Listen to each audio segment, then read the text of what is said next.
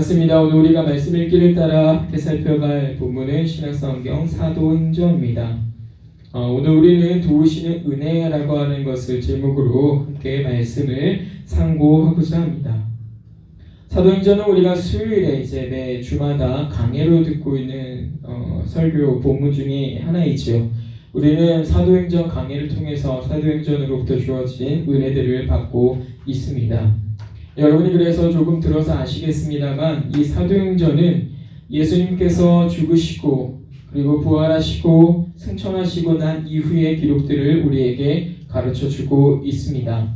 그러니까 예수님께서 육신으로 함께 하셨다가 비록 그들 가운데 같이 계시지 아니하시지만 그가 약속하신 보혜사 성령으로 함께 하시고 여전히 지금도 하나님 우편에 앉으셔서 우리를 위하여 중보하시고 우리를 위해서 여전히 계속 일하신다라고 하는 것, 그런 내용들을 잘 보여주고 있는 것이 바로 이 사도행전의 기록이 되는 겁니다. 그래서 이 사도행전의 기록 가운데에는 복음이 순수하게 전파하고도 자리하고 있었던 초대교회의 그 모습과 또 복음이 유대인들과 이방인들에게 어떻게 전파되어져 가는지, 그러니까 과거에 옛 구약 성도들에게 말씀하셨던 하나님의 그 약속들이 어떻게 성취되어 가는지, 또 예수 그리스도께서 제자들에게 말씀하셨던 그 은혜의 말씀들이 어떻게 성취되어져 가는지라고 하는 것들을 잘 보여주고 있고, 성령의 권능이 임하였을 때 그 교회가 과연 어떠한 일들을 감당하였는가라고 하는 점들을 우리가 보게 되는 겁니다. 사도행전에는 많은 기록들이 기록되고 있지만 그 중에서 우리가 결코 놓치지 말아야 할 것, 우리가 반드시 주목하여 봐야 될 것이 있으니 그게 뭐냐면 하나님의 은혜라 이겁니다. 하나님의 은혜 없이는 아무것도 아니다라고 하는 것, 우리가 이 사도행전을 읽어가면서 결코 놓치지 말아야 되는 하나의 관점인 것이죠. 우리가 지난 요한복음의 이제 설교를 통해서 잠깐 나눴습니다만 과연 은혜 중에 은혜라, 은혜 위에 은혜라라고 할 수 있는 그 하나님의 은혜를 우리가 주목하여 봐야 한다 이겁니다. 하나님의 우편에서 계속적으로 일하시는 그 그리스도의 사역과 또 성령님께서 강림하셔서 교회로 하여금 하신 일들과 사도들의 성령의 인도하심을 따라 복음을 전파하고 교회를 세워가는 그 놀라운 일들이 결국 그리스도를 통해서 죄인을 부르시는, 이전에 원수되었던 자들이나 이제는 자기 자녀 삼으시려는 하나님의 그 사랑과 베풀어 주신 은혜를 주목하게 하는 겁니다. 이것이 우리가 주목하여 봐야 할 중요한 내용이다 이겁니다. 그래서 사도행전을 읽어가다 보면 이런 부분에 있어서 우리가 놓치게 되었을 때에 어떤 문제가 되냐면 자꾸 사도 바울이 주인공이 되고 사도 베드로가 주인공이 되고 사도들이 주인공이 되고 순교자들이 주인공이 되고 그들의 열심이 주인공이 되고 그들의 섬김들이 주인공이 되는 이러한 문제에 놓이곤 하는 겁니다. 그러면서 어떻게 하는 겁니까? 그들과 나의 모습을 비교하면서 우와 대단하다, 나는 못하겠다, 나는 그들 같지 않아서 나는 못하겠다, 이러한 생각을 하고서 이 성경을 덮는 일들이 발생하는 것입니다. 그런데 이렇게 놀랍고 본받을 만한 일들을 그들이 했을 때에는 그들이 스스로가 고백하고 있듯이 그들 역시도 은혜 없이는 아무것도 할 수 없었다라고 하는 걸 우리가 기억을 해야 되는 겁니다. 그러니까 다른 말로 말하면 은혜가 있다면 지금도 우리도 능히 그들과 같이 일들을 감당할 수 있으리라 라고 하는 그 믿음이 여기에서 일어나는 겁니다. 그러나 그렇지 않을 때에는 아이고 나는 못해, 나는 감당할 수가 없는 일이구나 라고 끝이 나는 겁니다. 그러한 까닭에 그때도 그리고 지금도 그와 같이 놀라운 일들을 우리 안에 행하시고 또 이루실 수 있는 성령님을 우리가 동일하게 기대해야 되는 것이고, 또 우리가 그 은혜들을 주목하여 바라봐야 하고 또 이 심령의 갈급함으로 그 은혜들을 구해야 하는 것입니다. 그것이 오늘 우리가 이 사도행전을 읽어가는 사람들로서 놓치지 말아야 하는 하나의 관점이라 이겁니다. 그래서 우리의 앞선 신앙의 선배들을 보면서 우리는 늘 그들로 하여금 그렇게 놀라운 일들을 이루신 하나님, 그들에게 그렇게 풍성한 은혜를 주셔서 그렇게 놀라운 일들을 감당하게 하신 그 은혜들을 주목하여 봐야 하는 것입니다.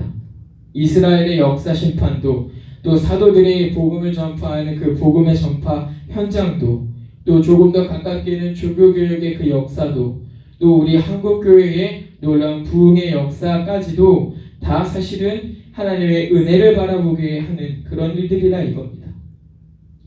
사도는 자신이 복음을 전하는 것이 그가 남들보다 지식이 있거나 아니면 특별한 용기가 있어서 할 수 있었다라고 말하지 않습니다.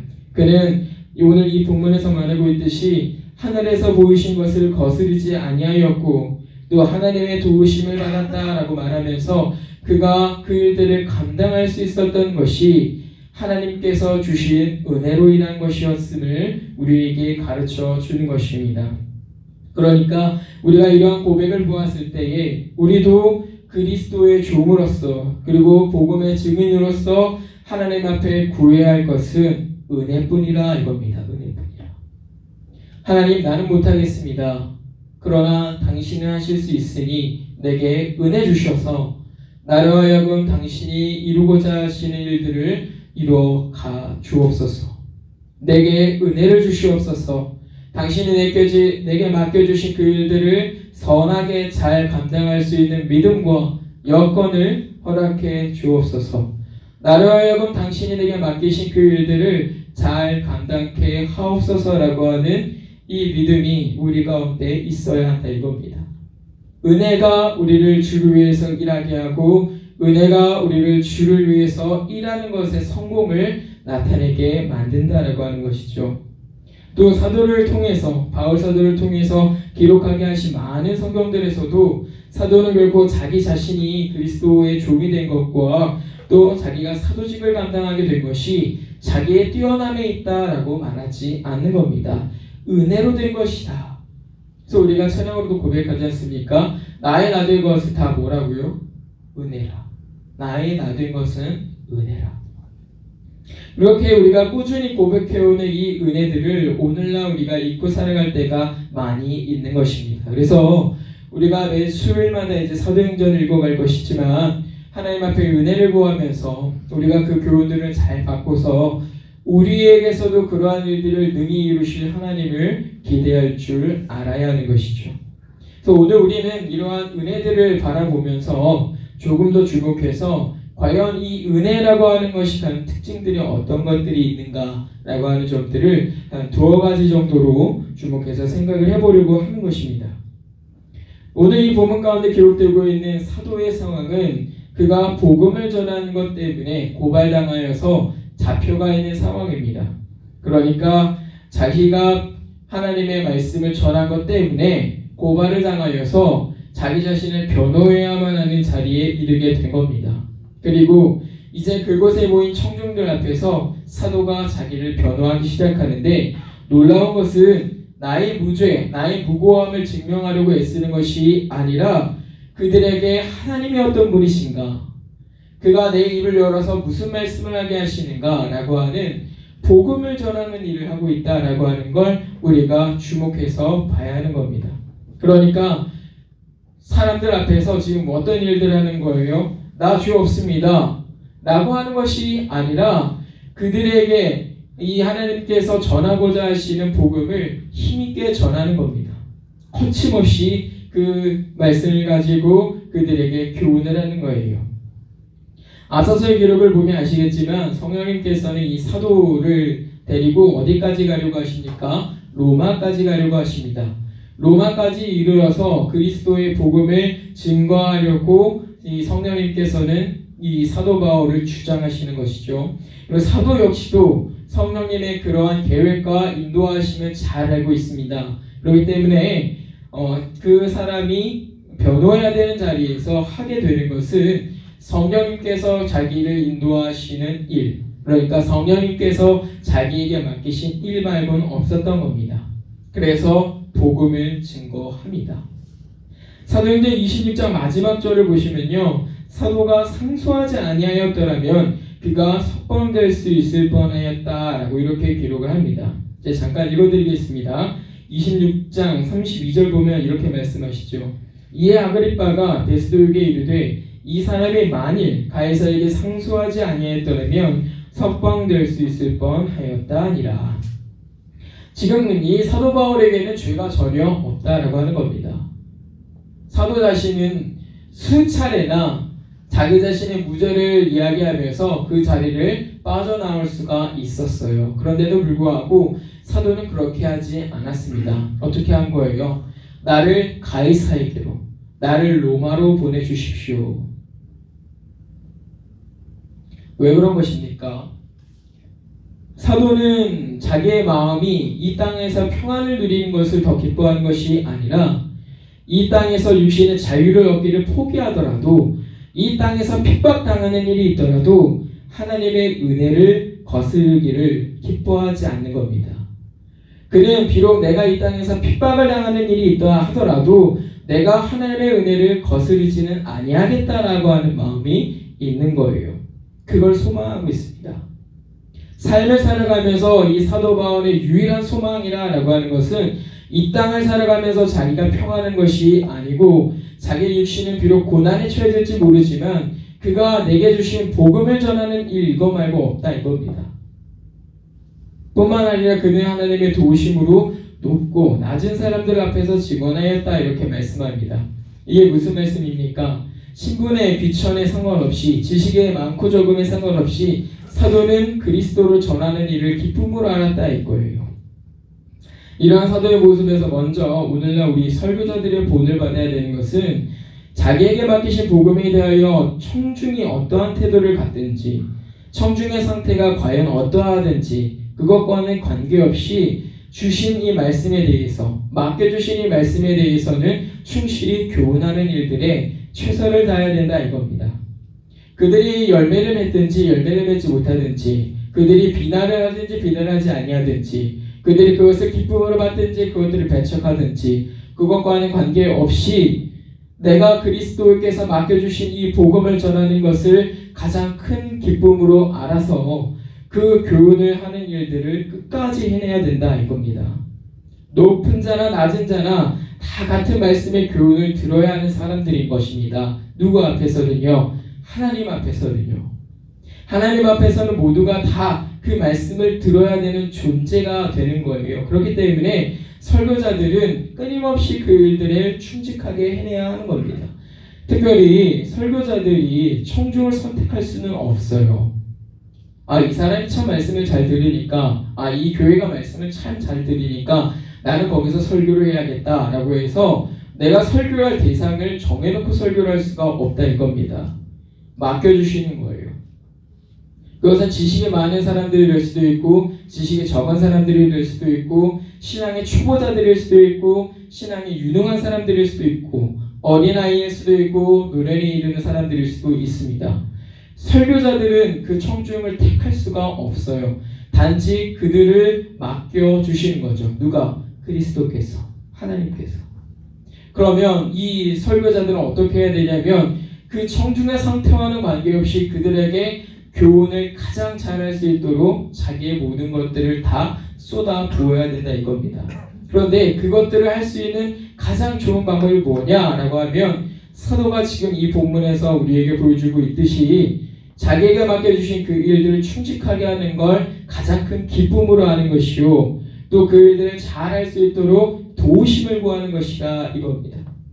그래서 여러분들이 저와 같은 설교자들을 위해서 기도하실 때에는 이 설교자들의 말씀을 전하고 교훈하는 일들을 즐겁게 할 수 있도록 그 일들을 끝까지 포기하지 않고 잘할 수 있도록 기도를 하셔야 되고 또 그가 성령의 도우심을 구하면서 그 교훈들을 이 교회에 할 수 있도록 기도해 주셔야 되는 겁니다. 사도는 그렇게 설교자들이 먼저 자신이 본을 보이면서 가르쳐 주는 것이죠. 그리고 그 교훈들은 그리스도의 고난 그리고 죽음, 부활 또 그것을 통해서 주어지는 은혜들에 대한 것이어야 하는 겁니다. 오늘 마지막 부분 읽은 부분에 뭐라고 나와 있습니까? 곧 그리스도가 고난을 받으실 것과 죽은 자 가운데서 먼저 다시 살아나사 이스라엘과 이방인들에게 빛을 전하시리라 함이니이다 아니라. 저와 같은 설교자들의 전해야 될 하나는 이 은혜라 이겁니다. 그리스도는 고난당하셨고 죽음당하셨고 부활하셔서 그 놀라운 은혜들을 우리로 하여금 얻게 하셨다라고 하는 것들. 설교자들의 마음 가운데는요, 사실은 굉장히 큰 유혹들이 일어나게 되어 있습니다. 내가 하고 싶은 말을 마치 이 하나님의 말씀인 것처럼, 바른 교훈인 것처럼 살짝 꾸며서 이렇게 할 때가 있어요. 어떤 설교자들은 아주 대놓고 이 독이 들어있는 설교를 준비하기도 합니다. 이를테면 누구 들으라고. 그러한 설교는 적절하지가 않는 것이죠. 설교자들은 그렇게 준비할 수가 없는 겁니다. 그렇다고 누가 시험에 들까 염려해서 표현들을 빼거나 그럴 수도 없어요. 있는 그대로의 것들을 다 전해야 하는 겁니다. 가감 없이. 그 일들을 잘 하려면 성령의 도우심이 반드시 있어야 한다 이겁니다. 어쨌든 사도가 이렇게 자기가 하나님의 말씀을 맡은 자로서의 책임 있는 모습을 보여주고 난 다음에 이제 우리에게 어떤 이야기를 하냐면 은혜에 대한 부분들을 이제 가르쳐 주는 겁니다. 보십시오. 사도는 자기의 보좌를 주장하고 그 자리를 나올 수 있었는데 복음을 전할 수 있는 교회로 알고 그 자리에서 복음을 전하고 있습니다. 죽으러 가는 그 길인데도 자기는 복음을 전하고 있다 이거예요. 어떻게 이럴 수 있느냐라고 했을 때 사도가 말하길 내가 은혜에 대하여 거스를 수 없었다라고 말을 하고 있는 겁니다. 보세요. 하늘에서 보이신 것을 내가 거스르지 아니하고 라고 말을 하는데요. 이게 지금 무슨 말을 하고 있는 거냐면 하나님께서 내게 대하여 알게 하신 것, 내게 대하여 주신 것에 대하여 내가 거절할 수 없었습니다. 혹은 내가 불순종할 수 없었습니다. 내가 그 하나님의 은혜를 알고서 순종하지 않고는 못 베기겠습니다 라고 하는 그런 말이 되는 겁니다. 그러니까 어떤 일이 있는 거예요? 하나님께서 주신 그 은혜에 대하여 순종했는데 그 결과 이 땅에서 핍박을 당하는 겁니다. 이것만 보면 참으로 안타깝고 좋지 않은 모습인 것 같죠. 그러나 그 뒤에 것이 있습니다. 뭐예요? 비록 그의 몸은 핍박당하였으나 그는 이 땅에서조차 하늘에 속한 자로 살았다 이겁니다. 우리가 자주 오해하는 것 중에 하나는요, 영생과 관련한 부분인데 특별히 내가 하나님의 뜻을 따라 살아가는 게 죽고 난 다음이라고 생각하는 경우도 있어요. 이 땅에서 못 사니까. 그렇지 않습니다. 하나님의 나라는 이미 우리에게 주어졌고 영생은 사람들로서 우리는 이 땅을 살아갈 수가 있는 거예요. 이미 이곳이 나로 하여금 살게 하신 하나님의 나라인 겁니다. 그러면 우리가 그 땅에서 어떻게 살아야 되는 거예요? 이 땅에 속한 자가 아니라 하늘에 속한 자로 그 삶의 모습들을 나타내 보여야 한다 이겁니다. 그러기 위해서 우리가 받은 은혜들에 대해서 순종해야 된다 이거예요. 거스를 수가 없다 이겁니다. 이것이 우리가 생각할 수 있는 은혜의 첫 번째 특징입니다. 은혜는 우리가 거부할 수 있는 게 아니에요. 은혜는 우리가 거절할 수 있는 게 아닙니다. 불가항력적인 은혜라고 우리가 표현합니다. 내가 그 은혜에 대하여 거절하고 내가 그 은혜에 대하여 항거할 수 있는 걸 두고 우리가 은혜라고 말하지 않는다 이겁니다. 생각해 보세요. 누가 나한테 줬는데 내가 그걸 거절했어요. 그럼 그게 은혜입니까? 은혜가 아닌 거예요. 내가 어떻게 해서도 얻어낼 수 없는 것들을 받았을 때 그걸 우리가 은혜라고 하고 그건 우리가 거절하지 못하는 거예요. 오늘 이 사도는요, 그러한 큰 은혜를 받아서 내가 그것들을 거절할 수가 없었고 그리고 그 은혜가 나를 이처럼 하늘에 속한 자로 살게 했다라고 우리에게 가르쳐 줍니다. 우리가 이 세상에서 하나님의 뜻과 하나님의 일은 완전하게 이해할 수 없습니다. 그럼에도 불구하고 이 은혜는요, 그렇게 불완전한 이해 속에서도 우리로 하여금 하나님을 사랑하게 하는데 부족함이 없다 이거예요. 아, 내가 왜 이 일들을 당하는가? 내가 왜 이러한 처지 가운데 있는가? 도무지 알 수 없는 일들이 많이 있어요. 그래도 불구하고 그 상황 가운데서 나는 하나님을 더 사랑할 수가 있게 돼요. 그게 은혜라 이겁니다.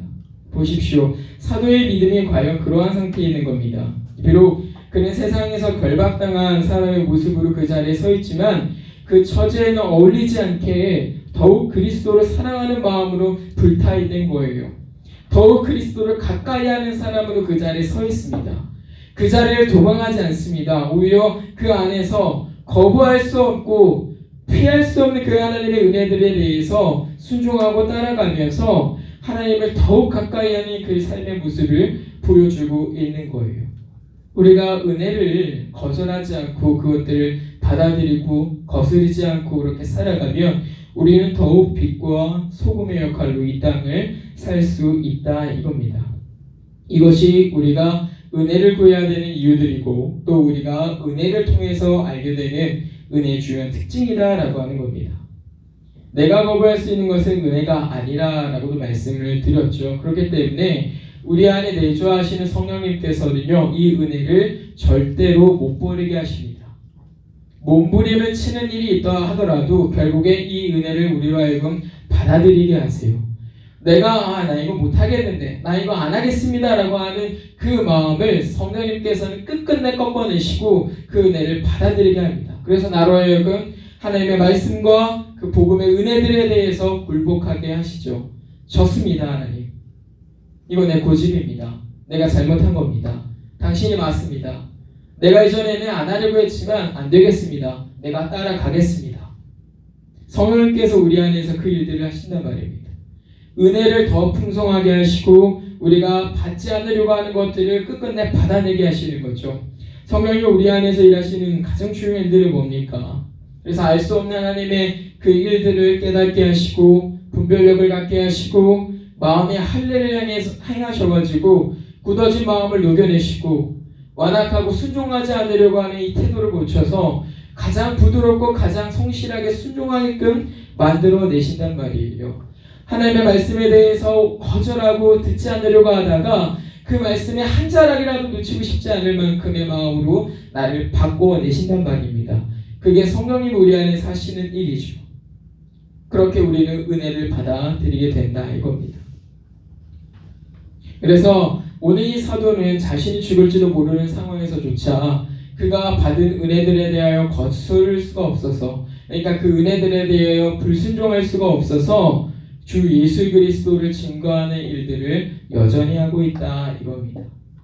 그래서 우리도 기억해야 될 건 은혜 받은 자들이면 은혜들에 대해서 거스르지 마십시오. 은혜를 함부로 훼손하지 마십시오.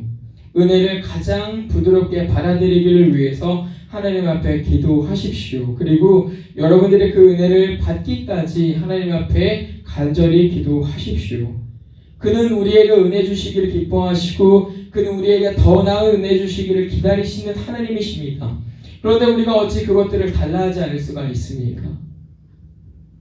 이제 사도가 이 은혜들을 말하면서 언급하는 중요한 내용은요, 회개하고 그에 합당한 열매를 맺으라 라고 하는 겁니다. 우리가 가장 오해하는 것 중에 하나는요, 은혜와 회개가 따로 있는 줄 알아요. 그런데 그렇지 않다 이겁니다. 은혜를 받으면요 자연스럽게 회개가 일어나게 되어 있어요. 이게 바로 은혜의 두 번째 특징이 됩니다. 은혜는 우리로 하여금 회개하게 하고 하나님께로 돌아오게 한다는 것이죠. 여기 회개하다로 번역되고 있는 헬라어 메타노에오라고 하는 이 말은요, 마음을 바꾸다 라고 하는 말이 됩니다. 여러분, 마음을 어떻게 바꿀 수 있을까요? 성령님이 바꿔주셔야 바뀌는 겁니다. 그런데 그것들을 바꾸려면 어떻게 해야 되는 겁니까? 은혜가 있어야 되는 거예요. 은혜가 있어야 돼요. 그래서 우리가 회개 기도를 한다고 할 때 사실은 하나님 앞에 은혜를 구하는 겁니다. 어떤 은혜를 구해요? 죄사함의 은혜를 구하는 거예요. 하나님, 내가 이러한 잘못들을 했습니다. 용서해 주세요. 내 마음을 바꿔주세요. 내 행실을 고쳐주세요. 하나님 기뻐하시는 것으로 빚어주세요. 은혜를 구하는 거란 말입니다. 그래서 은혜는 결코 회개와 떨어질 수가 없어요. 좋은 것을 받은 만큼 우리 마음 가운데 조명이 된단 말입니다. 무엇이? 우리의 죄가. 은혜를 구하는 것은 특별히 죄사함과 직접적인 연관이 있는 거예요. 우리가 받는 가장 큰 은혜가 무엇이기 때문에? 죄사함이기 때문에. 구원이 우리가 얻은 가장 큰 은혜 아닙니까? 하나님 나라에 속하게 됐다. 사단의 권세에서 하나님 나라에 속하게 됐다라고 하는 것이 가장 큰 은혜 아닙니까? 그건 우리의 죄사함의 문제와 직접적인 연관이 있는 거예요. 그래서 회개하지 않을 수가 없다 이겁니다. 근데 우리가 여기서 분명히 기억해야 될 거는요, 회개는 마음의 변화라 이거예요. 마음의 변화. 왜냐하면 마음의 변화 없는 행실의 변화는요 지속적일 수가 없고, 또 행실이 없는 마음의 변화는요, 거짓말일 가능성이 큰 겁니다. 예를 들어서 내가 어떤 일을 했어요. 그리고 그게 뭔가 죄로 드러났어요. 그러면 순간적으로는 내 행실을 조심할 수 있어요. 왜? 그게 죄인 줄 알았으니까. 근데 내가 이 마음으로부터 그게 나쁘고 그걸 미워하지 않으면요, 다시 돌아간다니까요. 시간이 지날수록 내가 그게 나쁜 줄 모르고 그게 미워해야 될 것인 줄 모르고 살면은요, 그거 다시 찾아가게 되어 있어요. 처음에는 10번이었죠. 그리고 회개를 했습니다. 죄인 줄 지적을 받고 돌아왔어요. 처음에는 안 하다가 한 번씩, 그 다음에는 2번씩, 그 다음에 5번, 그리고 다시 10번 되는 거예요. 무엇이 없으면 마음의 변화가 없어요. 내가 그걸 미워하는 마음을 가져야 되는 겁니다. 이전에 행했던 그 죄에 대해서 동일한 문제를 반복하지 않기 위해서는 내가 그걸 미워할 줄 알아야 하는 거예요. 그래서 그 마음의 변화를 두고서 오늘 회개하라 라고 말을 하는 겁니다. 그런데 이 뒤에서는요, 중요한 한 가지 단서가 나와요. 뭐냐면 합당한 열매라고 하는 겁니다. 회개는요, 합당해야 된대요. 마음의 변화가 있어야 되는데 그걸 가지고 행실의 변화를 이루어야 되는데, 그런데 그게 합당해야 된대요. 어디에? 하나님의 말씀에. 우리는요, 회개를 한다 그러면은요, 자꾸 그냥 내 생각 안에서 이 정도면 되겠지라고 하는 선을 정해놓기가 참 쉽습니다. 왜냐하면 그 이상을 하지 못하겠으니까. 우리가 누군가를 미워했어요. 그러면 내가 거기에 대해서 회개를 하면 어떻게 해야 되냐면 그 사람을 더 사랑해야 되거든요. 근데 내가 도무지 그렇게는 못하겠어요. 그래서 내가 미워하지는 않겠다라고 선을 정해놓고 회개를 합니다. 근데 그건 성경이 우리에게 원하시는 기쁨이 아닌 거예요. 그렇기 때문에 사도는요, 혹시라도 너희가 회개를 했을 때에 너희 마음대로 너희 정도가 생각하는 선에서 멈추지 말라라고 하는 그런 의미에서 합당한이라고 하는 이 말씀을 주고서 우리로 하여금 하나님께서 기뻐하시기까지, 하나님께서 그것이 정당한 회개라라고 말씀하시는 그 선까지 우리로 하여금 돌이킬 것을 이야기하는 겁니다. 그래서 진짜 회개를 했다라고 하면은요, 이 마음으로부터 그 전에 내가 했던 것들을 추악하게 여길 줄 알고 그것들을 미워할 줄 알고 다시는 안 하려고 하는 거예요. 시도조차 하지 않는 겁니다. 우리가 회개를 오해하면 안 되는 것 중에 하나는요, 회개는 지속적이어야 되는 거예요. 단 한 번만 열매를 보였다고 되는 것이 아니라 그 열매들, 회개에 합당한 열매들이 계속적으로 나와야 된다 이거예요. 어떤 사람들은요, 기도합니다. 하나님 앞에 회개하고 용서를 받았다고 합니다. 그런데 그 일들을 또 해요. 왜? 난 회개했으니까. 그런데 그건 회개가 아니란 말입니다. 지난번에 요한복음 설교에서 잠깐 말씀드렸습니다만, 용서라고 했을 때 용서를 한 사람은 그 문제를 다시 문제 삼지 않아야 되는 것이고, 용서를 구한 사람은요, 그 용서에 대한 문제를 다시는 반복해서는 안 되는 거예요. 내가 너한테 한번 용서를 구했으니까 동일하게 그의 문제를 가지고 또 해도 된다라고 하는 건 굉장히 큰 착각인 겁니다. 예를 들어서 그럴 일이 없겠지만 제가 게임을 좋아한다고 합시다. 제가 게임을 좋아하는데 회개했어요. 그렇다고 또 게임방에 앉아가지고 막 랄랄랄라 거리면서 나 회개했으니까 괜찮아 하면서 24시간 게임을 한다고 해보세요. 그러면 그것이 과연 합당한 회개입니까? 아니라 이겁니다. 아니라 이거예요. 그것들을 미워하는 마음이 있어야 된다 이거예요. 그래서 사도가 오늘 이 부분에서 말씀할 때 은혜는 우리를 회개하게 하는데 그 회개는 하나님께서 기뻐하시기까지 그 모양으로 우리를 돌이키게 한다라고 하는 겁니다. 그래서 우리가 사실은 회개해야 될 것이 굉장히 많다는 걸 알아야 돼요. 큰 문제, 어떤 사건, 사고들만 돌이키는 것이 아니라 때로는 하나님을 영화롭게 하지 못하는 것, 때로는 하나님 기뻐하는 것이 아닌 걸 행하는 것, 그런 생각을 하는 것, 그런 행동을 하는 것, 사소한 것, 작은 것들이 다 우리가 사실은 하나님 앞에 회개할 거리라 이거예요. 우리는 그렇게 회개를 하면서 하나님 앞에 신앙생활이 더욱 성숙해져가는 은혜를 누립니다. 왜요? 회개는 뭘로 된다 그랬습니까? 은혜로 된다 그랬어요. 우리가 회개를 하면 그 안에서 하나님의 은혜를 맛보는 거죠. 하나님의 은혜를 맛보면서 회개를 하는데 어떤 모습이 더 좋아질까요? 점점 더 그리스도인답게 바뀌어가요.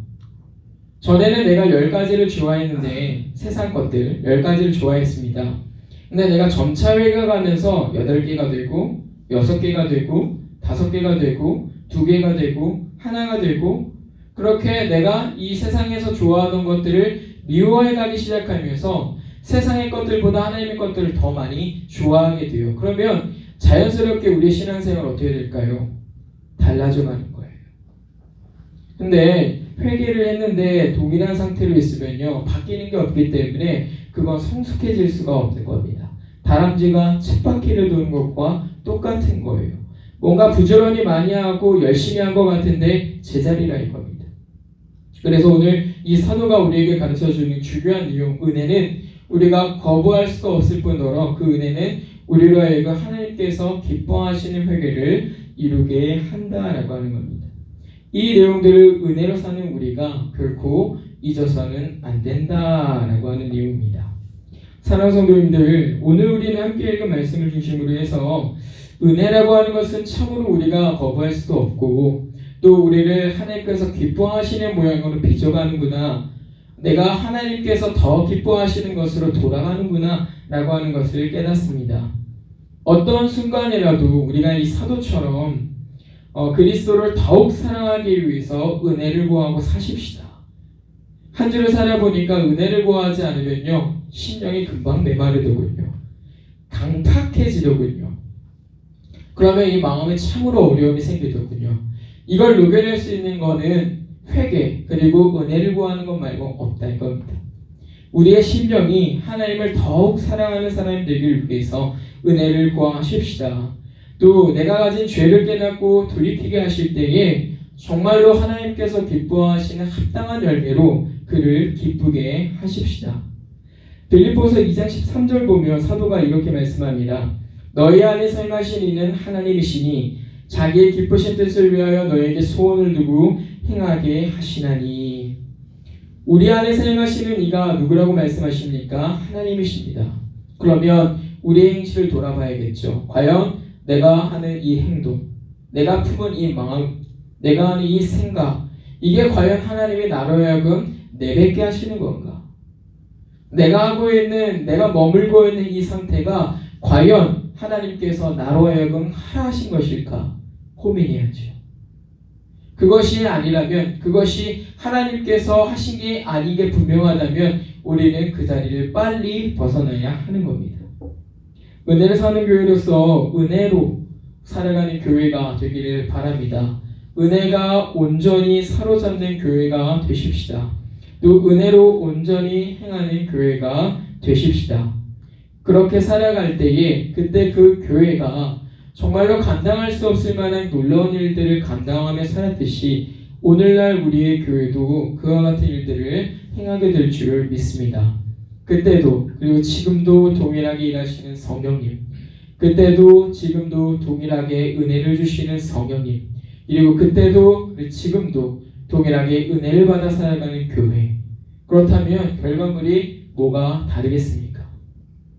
주시는 은혜로 하나님의 큰 일 이루어가며 살아가는 교회가 되기를 소원하고, 주시는 자리마다 순간마다 그리스도를 더욱 사랑하는 은혜가 충만한 우리가 되기를 주님의 이름으로 부탁을 드립니다.